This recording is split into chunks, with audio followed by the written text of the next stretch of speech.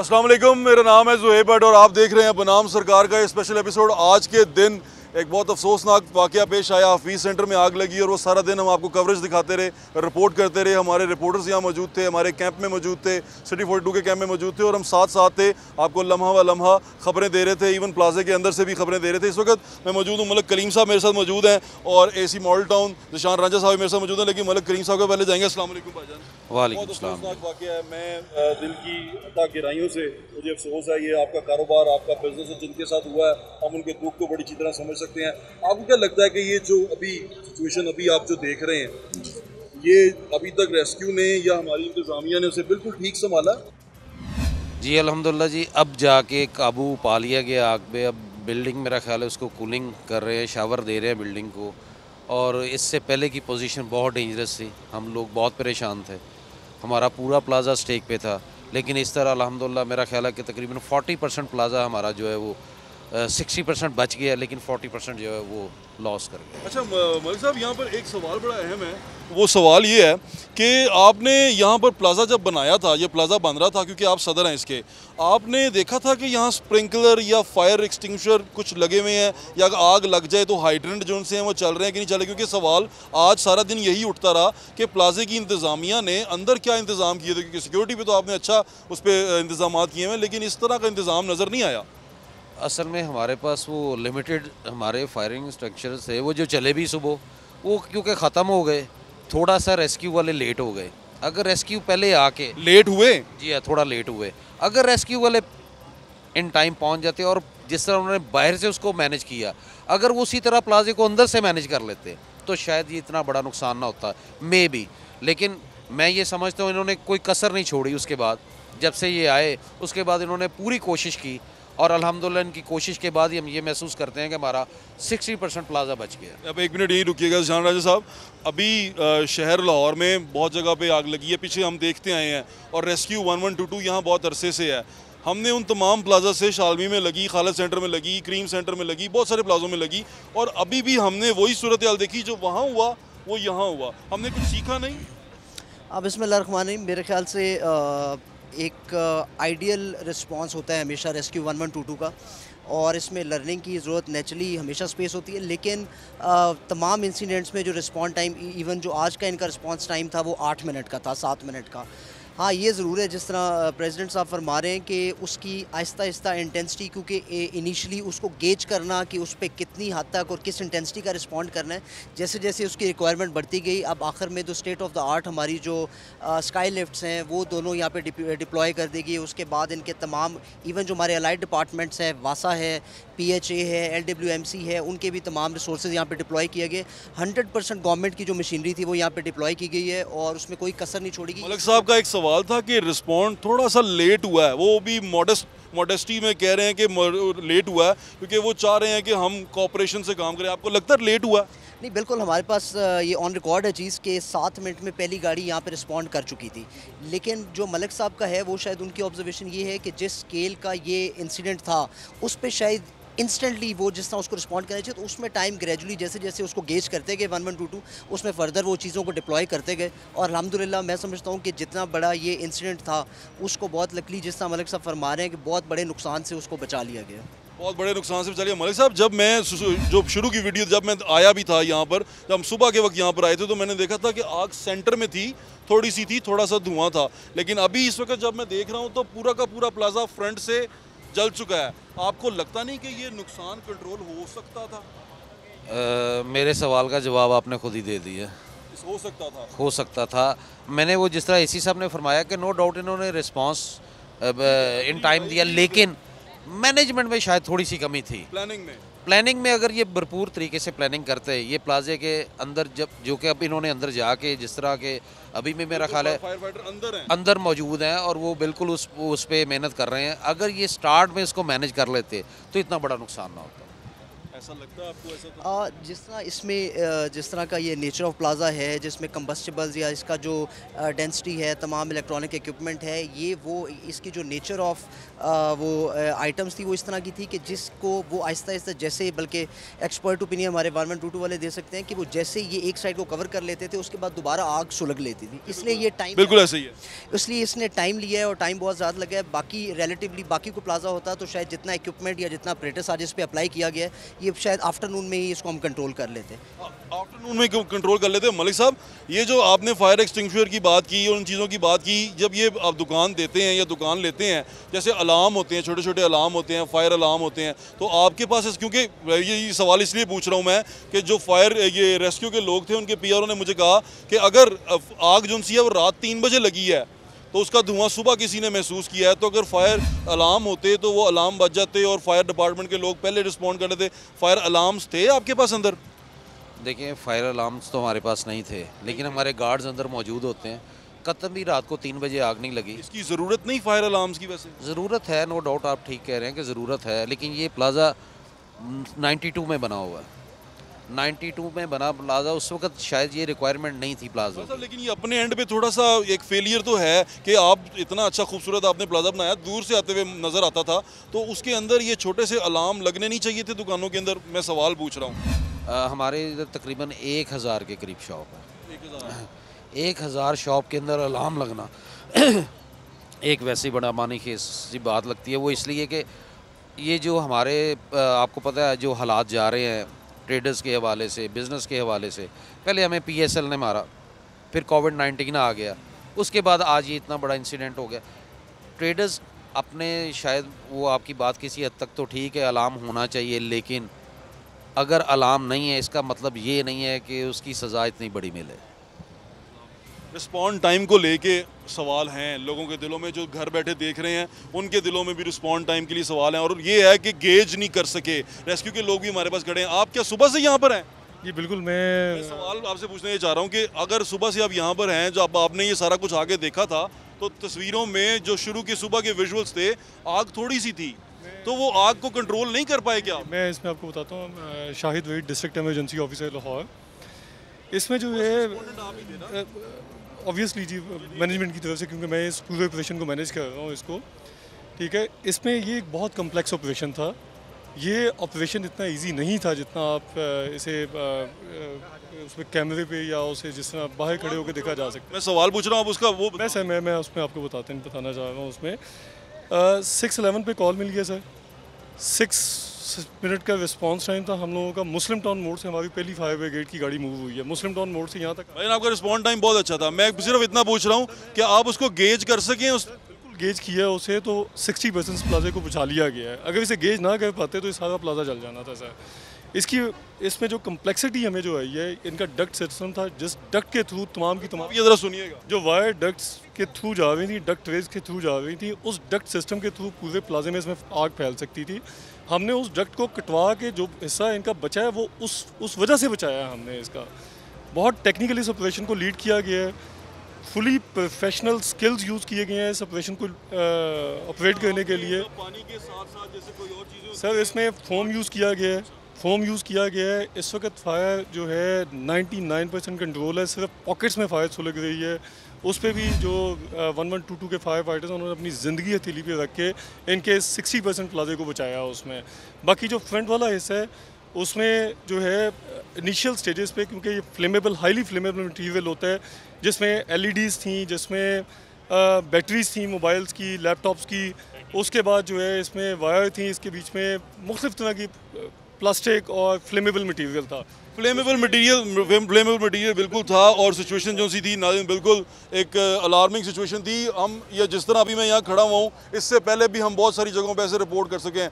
अंदरून शहर के अंदर शालमी में, मोची गेट में आग जो सी लगती है और सारा दिन लगी रहती है। हम सीख पाए हैं या नहीं सीख पाए, या फिर हम आगे और इसी तरह की चीज़ों का इंतज़ार कर रहे हैं। बिल्डिंग बायलॉज होते हैं और वो बिल्डिंग बायलॉज के अंदर ये तमाम चीज़ें मेंशन होती हैं। उसके बावजूद जब प्लाजा बन जाता है उसके अंदर ये तमाम चीज़ें देखी नहीं जाती हैं और चीज़ें चल पड़ती हैं।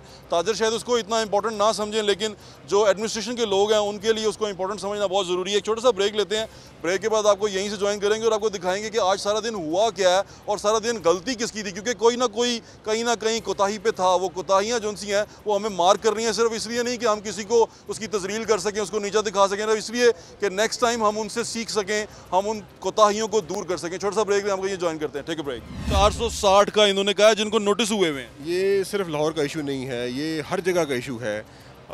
रूल्स बाय लॉज बने हुए हैं, डेवलपमेंट अथॉरिटीज़ मौजूद हैं, उसकी अमलदारी का इशू है। अमलदारी करवाना ऑब्वियसली उन अथॉरिटीज़ का काम है। गवर्नमेंट ऑफ पंजाब का एक्ट है, वो कंपनसेशन मिलेगी फैक्ट फाइंडिंग कमेटी की रिपोर्ट के बाद। अगर तो फैक्ट फाइंडिंग रिपोर्ट में इसको नेचुरल जो इंसिडेंट है ये होता है और शॉर्ट सर्किटिंग ही, अल्लाह करे कि शॉर्ट सर्किटिंग ही रहे, वो ही सूरत हाल होती है, तो फिर तो कंपनसेशन बाई कानून इनकी बनती है, गवर्नमेंट दे जो मर्जी।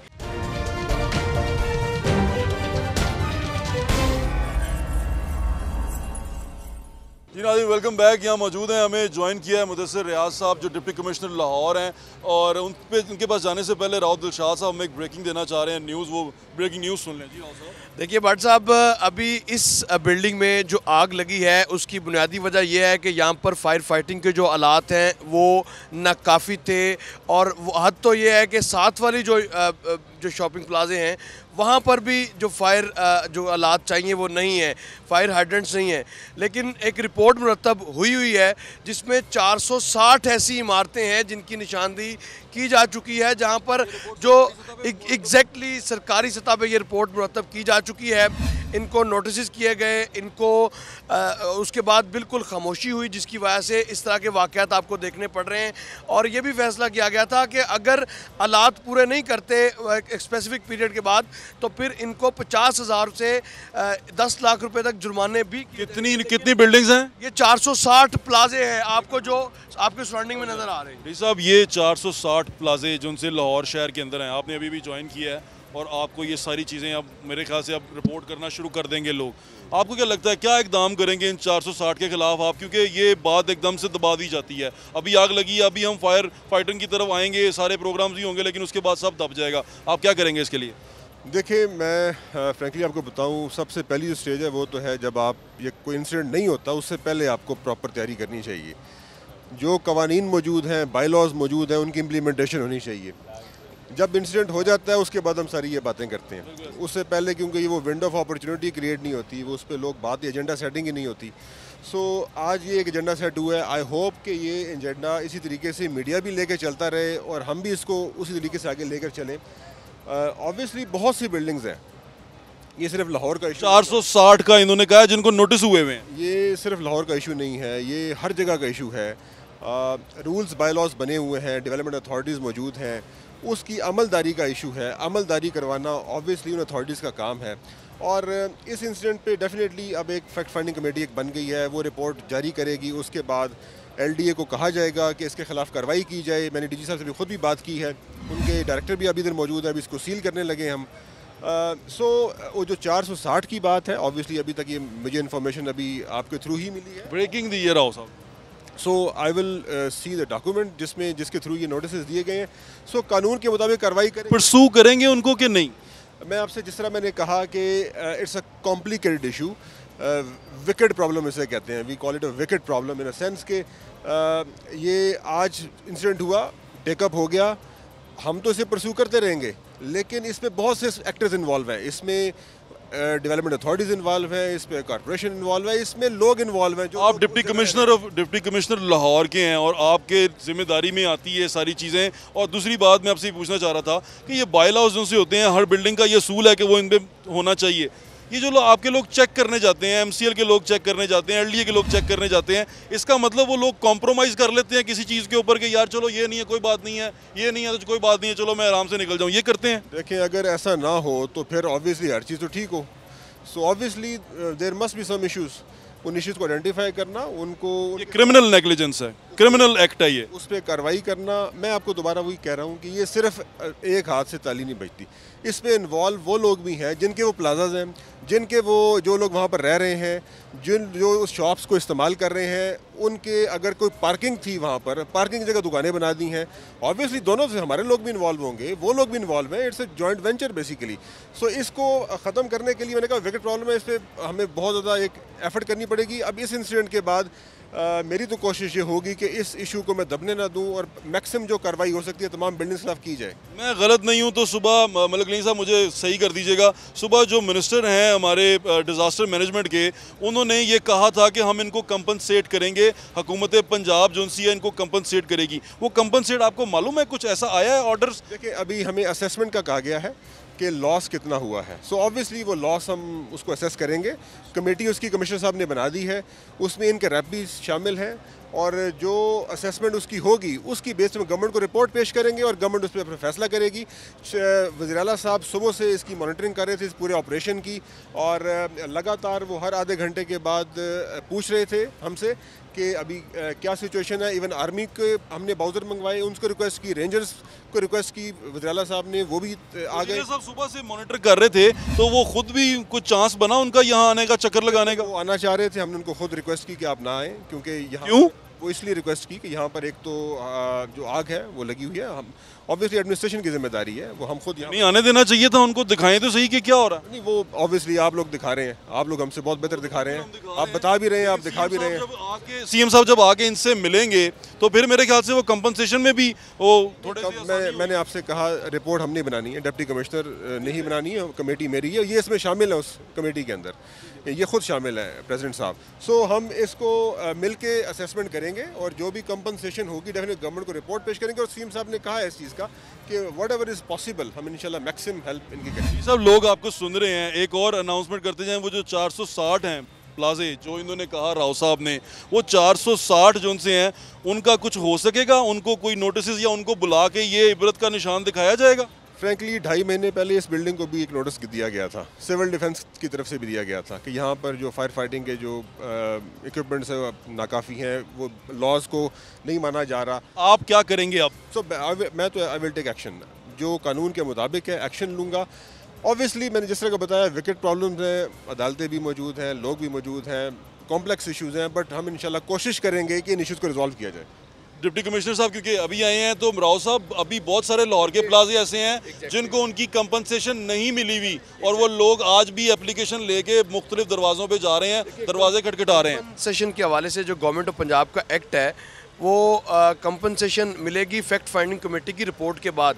अगर तो फैक्ट फाइंडिंग रिपोर्ट में इसको नेचुरल जो इंसिडेंट है ये होता है और शॉर्ट सर्किटिंग ही, अल्लाह करे कि शॉर्ट सर्किटिंग ही रहे, वो ही सूरत हाल होती है, तो फिर तो कंपनसेशन बाई कानून इनकी बनती है, गवर्नमेंट दे जो मर्जी, बनती ज़रूर है। लेकिन अगर फैक्ट फाइंडिंग रिपोर्ट ये कर देती है, ये इसका तयन कर देती है कि ये जो वाक़या है ये उससे शॉर्ट सर्किटिंग से नहीं हुआ, तो फिर इनके लिए मुश्किल होगी कि कानून इसकी इजाज़त नहीं देता। शॉर्ट सर्किटिंग से नहीं हुआ, क्या ऐसा हो सकता है कि कोई और चीज़ भी हो? नहीं, मेरा ख्याल है कोई भी अपने घर को आग नहीं लगाता। ये हमारा कहना चाह रहे हैं वो ये है, देखें बाज़ दफ़ा मैंने ये कानून की बात की आपके सामने, मैं ये नहीं कह रहा कि मैं उसे क्लियर कर देता हूं नाज़रीन, बहुत सारी जगहों पे फैक्ट फाइंडिंग कमेटी जो डिसीजन देगी उस पर कंपनसेशन होगी। मैं कंपनसेशन के लिए आपसे पूछूंगा कि आप क्या करेंगे। नाज़रीन छोटा सा ब्रेक ले लें, ब्रेक के बाद आपको ज्वाइन करेंगे। जैसे एक और बहुत सारी चीज़ें, बहुत सारे सवालात इंटरनेट के ऊपर और सोशल मीडिया पर लोग उठा रहे हैं कि बहुत सारे प्लाजों को जिस तरह आग लगती है तो कहा जाता है कि ये इंश्योरेंस क्लेम करने के लिए आग लगाई गई और ताजर ने शायद खुद ही लगाई है। उसका जवाब आपको इस ब्रेक के बाद लेके देते हैं कि ये इंश्योरेंस क्लेम करने के लिए थी या ये एक नेचुरल कैलेमिटी है। ब्रेक लें। आग जो है वो 5:30 बजे के करीब लगी है और ये आग सिर्फ एक छोटी सी दुकान के अंदर महदूद थी। हमारे गार्ड ने शीशे नहीं तोड़े, जब शीशे तोड़े हैं तो आग बाहर आई है। रेस्क्यू को इन्फॉर्म कर दिया गया था। 5:45 बजे 6:15 बजे के करीब ये लोग आए हैं। मैंने अपनी आंखों से देखा है, फर्स्ट फ्लोर के ऊपर एक बोर्ड लगा हुआ था अंदर वाली साइड पे, मैंने वो बोर्ड अपने हाथों से तोड़ा है और उसमें 4x4 का होल था पीछे बाहर की तरफ। मैंने रेस्क्यू वालों को आवाज़ें दी हैं, 5 गाड़ियां नीचे खड़ी थी, 3 बंदे विजिट करके होल देख के चले गए। चौथा बंदा आया 15-20 मिनट के बाद, कहता है हमें कोई बता नहीं रहा यहाँ पे होल है। मैंने कहा भाई अल्लाह के बंदे, 3 बंदों को तो हम बुला चुके हैं, यहाँ कोई एक्शन नहीं ले रहा।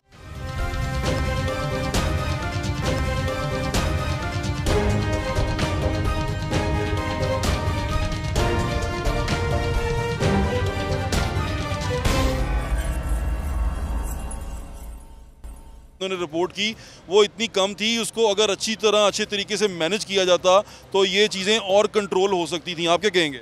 जी देखिए, आइडियली तो अगर आग आपको जैसे ही लगे फ़ौरन आप बता दें और उस वक्त फ़ौरन response, that's the ideal response. Unfortunately ये पर्टिकुलर आग सुबह 6-6:15 बजे कॉल आई है 6:11 पे, तो आप सोच सकते हैं कि रात को ये कोई 2-3 घंटे पहले आग लगी है और बाय द टाइम ये जिस वक्त कॉल आई है उस वक्त it was a full blown fire. उस वक्त तक बाहर किसी ने देखी है तो फिर आग का पता चला है। जो नॉर्मली इस किस्म की अर्ली आज में कॉल्स आती हैं वो इसी तरह की होती है कि रात को कुछ शॉर्ट सर्किटिंग हो गई, कुछ और हो गया, कुछ यहाँ पे प्रॉब्लली बैटरीज चार्ज हो रही थी या जो भी था, अभी वो हम इन्वेस्टिगेट करेंगे later on to find out what the cause was. But उसकी वजह से जिस वक्त आग लगी तो उसके वजह से सारे देर जब फुली डेवलप फायर हो गई तो उसके बाद फिर हमें जब पता चला तो उसके साथ ही रिस्पॉन्ड किया। उसके साथ ही फिर टीमें जो बैकअप की। दूसरा हमारा जो सबसे बड़ा प्रॉब्लम आता है, आप देखें इसके करीब ही एक न्यू ऑरेगा था, वहाँ पे फायर हाइड्रेंट लगे हुए थे। Within 1.5 to 2 hours we were able to control the fire. लेकिन हर बार हाइड्रेंट इनके भी थे। हाइड्रेंट देखिए, बाहर आपको लाल रंग के हाइड्रेंट लगे होते हैं जिसमें आपको अनइंटरप्टेड फ्लो ऑफ वाटर चाहिए। अगर आपको पानी की मिल जाए आपके लिए 1 या 2 गाड़ियाँ भी, आपकी 2-3 गाड़ियाँ भी काफ़ी होती हैं। वो चेक कौन करता है हाइड्रेंट? ये मुख्तलिफ एजेंसीज़ का काम है, वासा वगैरह सारे लगाते भी हैं हाइड्रेंट्स, वो मेंटेन भी करते हैं पूरे सिस्टम को। और काफ़ी जगह इनके नहीं चले। देखिए हर बिल्डिंग में ये बल्कि अपील करूंगा। अब देखिए जो अनफॉर्चुनेट इंसिडेंट हुआ उसमें अल्लाह ताला का शुक्र है कि 30% बिल्डिंग जली है, 70% बिल्डिंग हमने बचा ली है और फायर इस वक्त तक हम कंट्रोल कर चुके हैं। जो असल चीज़ है वो ये है कि आइंदा के लिए भी इन लोगों ने जिन्होंने भी अपने बिजनेसेस और यहाँ पे वो करना है तो कम से कम बाहर हाइड्रेंट हो, स्मोक डिटेक्शन सिस्टम हो, ताकि जैसे ही कोई ऐसी खुदा ना खास्ता इंसिडेंट हो, लाखों का करोड़ों रुपए का लोगों का माल और वो पड़ा होता है तो उनकी सेफ्टी को। आप बताएं कि ये जो 1122 है साइंटिफिकली जिस तरह दुनिया में होता है कि वो कोई फोम फेंकते हैं, कोई केमिकल यूज़ करते हैं, आपके पास कोई ऐसी चीज़ें हैं? इस पर्टिकुलर इंसिडेंट में भी फोम का इस्तेमाल भी साथ हुआ है, क्योंकि अगर हम फोम का इस्तेमाल ना करते तो उसके बगैर तो हो ही नहीं सकती कंट्रोल, क्योंकि सारा प्लास्टिक्स था, कंप्यूटर्स थे, सारा इस किस्म के मटेरियल्स थे, बैटरीज थी लिथियम की और दूसरी बैटरीज थी, so they were all combustible material now. और उसमें अगर हम फोम और वो इस्तेमाल ना करते तो अब तक ये कंट्रोल ही नहीं हो सकती थी। आपकी नज़र में जो रिस्पॉन्ड हुआ है, जो अभी चीज़ें सारी कुछ हुई हैं, परफेक्ट थी? देखिए 2 एस्पेक्ट्स हैं। एक है रेस्क्यू का एस्पेक्ट, वो मैं समझता हूँ आज जब पेस आपके साथ जला, 9 बजे आग लगी, पूरा पेस जल गया और सब लोग देखते रहे। आज कोई भी बिल्डिंग, इसमें भी 30% बिल्डिंग जली है, 70% हमने कंटेन कर ली है। बहुत बड़ा एक चेंज है, अल्लाह ताला का शुक्र है किसी की लॉस नहीं हुआ, 25 लोग रेस्क्यू हुए हैं, ऊपर छत से भी हमने लोगों को उतारा है। सो ये एक बहुत बड़ा चेंज है, बहुत बड़ा रिस्पॉन्स है। अब जो असल चीज़ है ये 50% ऑफ द जॉब है।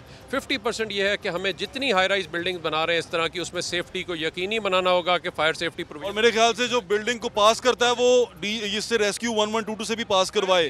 हाँ जी, ली जाती है, वो ज़रूरी होता है। फायर सर्विस जब तक क्लियर नहीं करती तब तक बिल्डिंग के अंदर कोई मूव नहीं करता। दुनिया में बेस्ट प्रैक्टिसेस इस वक्त ये यहाँ पर नहीं है, ये होनी चाहिए, करना पड़ेगा, क्योंकि अब जितनी हम हाई राइज बिल्डिंग बना रहे हैं अगर हम इनमें नहीं इंतजाम करेंगे तो फिर हमें प्रॉब्लम आएगी। इसलिए मैं लोगों से भी अपील करूंगा, जहाँ पे करोड़ों रुपया लगाते हैं, थोड़ा सा पैसा बचाने की खातिर अपने जानो माल को खतरे में मत डालें। ठीक कह रहे हैं, बहुत शुक्रिया डॉक्टर साहब आपका। उस वक्त भी अंदर खतरे में थे, अंदर पूरी जो उन्होंने एंट्री हम आपके लोगों को सलाम पेश करते हैं जिन्होंने ये सारा काम किया। हम यानी कि बिल्डिंग क्या आधा हिस्सा सामने वाला जला है, पिछले वाले उसको कंटेन और रोकने के लिए वहाँ पे जिस तरीके से उन्होंने एंट्री की है और वहाँ पे जाके फायर फाइटिंग की है, वो it was a very very difficult and challenging task. हम आपके लोगों को सलाम पेश करते हैं डॉक्टर साहब, थैंक यू सो मच। नाज़रीन, वो जो बात कर रहे थे हम इंश्योरेंस की, और वो जो बात कर रहे थे हम कि इंश्योरेंस क्लेम के लिए कहीं ऐसा ना किया गया हो। जो इस मार्केट के ताजर हैं जिनकी दुकान जली है वो हमारे साथ मौजूद हैं, से बात करते हैं। इंश्योरेंस कराई हुई थी आपने? नहीं जी, नहीं, किसी की भी इंश्योरेंस नहीं हुई। और मेरा ख्याल ये है, मैं इस पर कंफर्म नहीं हूँ, कोई भी इंश्योरेंस कंपनी इस प्लाजे में नहीं आएगी। जो पहले भी जितनी दफ़ा भी बात हुई है सब ने इनकार किया कि हम इस प्लाजे में कोई इंश्योरेंस करने के लिए। इंश्योरेंस नहीं कराते आप? इंश्योरेंस हम तो करवाना चाहते हैं, इंश्योरेंस वाले इंश्योरेंस करते नहीं हैं। यानी कि नाज़रीन, एक वो जो मिथ थी वो तो ड्रॉप हो गई कि अगर इनका आप कहें कि ये इंश्योरेंस क्लेम करने के लिए किया गया, तो ऐसा बिल्कुल नहीं है। इस प्लाजे में किसी की भी इंश्योरेंस नहीं थी। अब मेरे साथ शायद सिप्रा साहब मौजूद हैं। एक मिनट, आप क्या कहना चाहिए? जी भट्ट साहब, मैं भी ताजर हूँ यहाँ पे। सेकंड फ्लोर पे मेरा भी जो है वेयर हाउस जो है वो जला है सारा। बात यह है कि मैं 2-3 चीज़ों को पॉइंट आउट करना चाहूँगा। सबसे पहले तो ये कि आपके चैनल को सलाम है, आप ताजरों की आवाज़ बने हुए हैं। अल्लाह पाक आपको इस पर जज़ाए खैर अता फरमाए और हम आपके लिए दिल से दुआ गो हैं। आप हमारा पैगाम आगे तक पहुँचा रहे हैं। 2-3 चीज़ें हैं जो भी डॉक्टर साहब ने भी बात की, रेस्क्यू 1122 के जो डायरेक्टर हैं उन्होंने भी बात की है। आग जो है वो 5:30 बजे के करीब लगी है और ये आग सिर्फ एक छोटी सी दुकान के अंदर महदूद थी। हमारे गार्ड ने शीशे नहीं तोड़े, जब शीशे तोड़े हैं तो आग बाहर आई है। रेस्क्यू को इन्फॉर्म कर दिया गया था। 6:45 बजे के करीब ये लोग आए हैं। मैं यहाँ पे 7:15 बजे पहुँचा हूँ।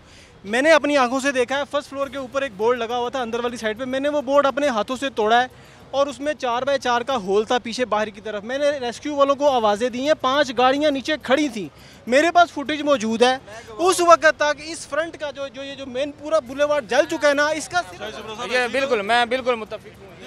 तो मैंने गला फाड़ फाड़ के आवाज़ें दी हैं।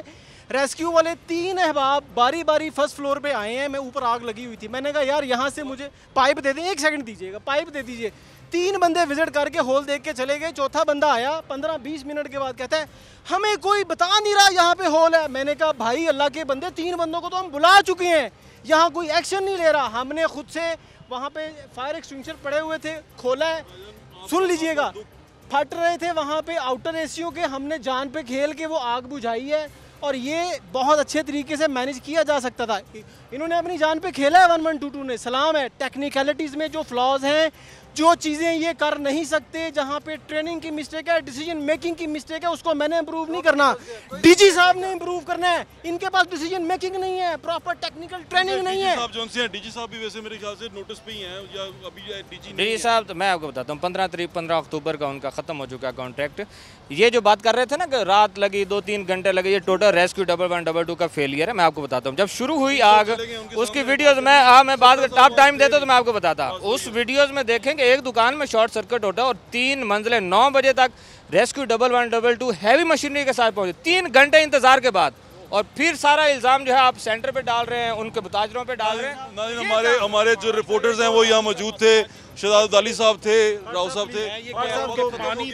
बट साहब 2 मिनट दे दें, बट साहब 2 मिनट दे दें, मैं आपको बता दूं, मैं आपको इस प्रोग्राम मेरे भाई ये न्यूज़ में ये शाहिद सिपरा साहब हैं, सारे रिपोर्टर्स यहाँ मौजूद हैं। उस्मान बुज़ार साहब को मैं कहना चाहता हूँ कि अगर आप मुनसिफ हैं, अगर आप इंसाफ नहीं करेंगे ना तो हम सड़कों पे होंगे। मैं आपको एक पैगाम दे रहा हूँ, सड़कों पे होंगे नाज़रीन। मखलूक तो इंसाफ करोगे, मुनसिफ को तो हशर उठा क्यों नहीं देते?